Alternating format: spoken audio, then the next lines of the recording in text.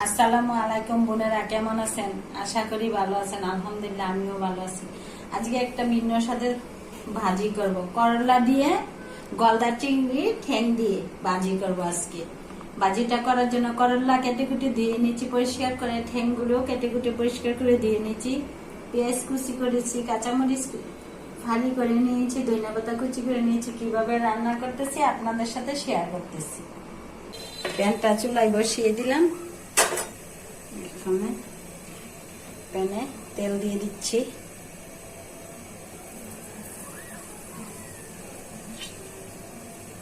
বোনেরা, হঠাৎ করে এরকম গরম পড়ছে, গরমে সবার ঠান্ডা জ্বর উঠতেছে, আমারও ঠান্ডা লেগে গেছে।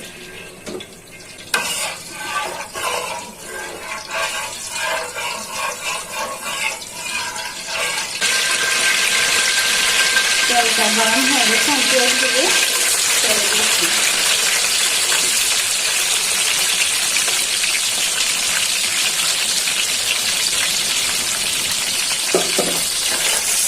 পেঁয়াজগুলো ভাজা হয়ে যায়, পেঁয়াজটা ভাজা হয়ে গেছে। এখন গলদা চিংড়ি ঠ্যাংগুলা দিয়ে ভেজে নিচ্ছি, সাথে দিচ্ছি স্বাদ মতো লবণ। ঠ্যাংগুলা ভাজা হয়ে যায়,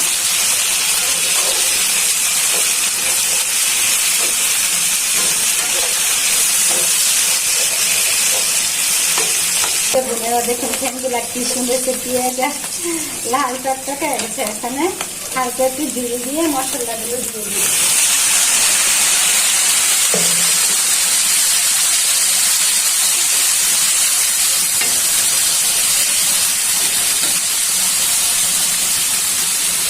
সাথে দিয়ে দিচ্ছি করলাগুলো।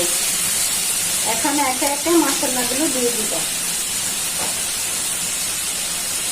দিয়ে দিচ্ছি পরিমাণ মতো রসুন বাটা, দিয়ে দিচ্ছি পরিমাণ মতো আদা বাটা, দিয়ে দিচ্ছি ফালি করে কাঁচামরিচ, দিয়ে দিচ্ছি পরিমাণ মতো জিরার গুঁড়া, লাল মরিচের গুঁড়া হালকা একটু, দিয়ে দিচ্ছি পরিমাণ মতো হলুদের গুঁড়া।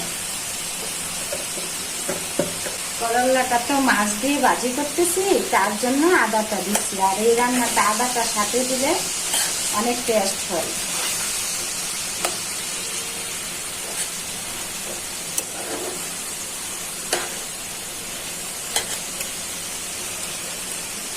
এখন করলাটা ঢেকে দিচ্ছি, অল্প আঁচে ভালো করে সিদ্ধ হয়ে যায়। দেখি বোনেরা তরকারিটা কিরকম হয়েছে। কি সুন্দর একটা কালার আসছে না? সত্যি কথা, শুনতে তিতা আর করলাও তিতা, ইস্তাও তিতা, কিন্তু এই যে কত উপকারী তরকারি এটা বলা বাহুল্য। শরীরের জন্য অনেক উপকারী তরকারি এটা করলা ইস্তা। কিন্তু সত্যি কথা, বলতে তিতা, করলা ইস্তাও তিতা, কিন্তু খেলে অনেক উপকার। বোনেরা দেখেন, গলদা চিংড়ির ঠ্যাং দিয়ে রান্না করছি, আর কি সুন্দর একটা কালার আছে, সিদ্ধ হয়ে গেছে।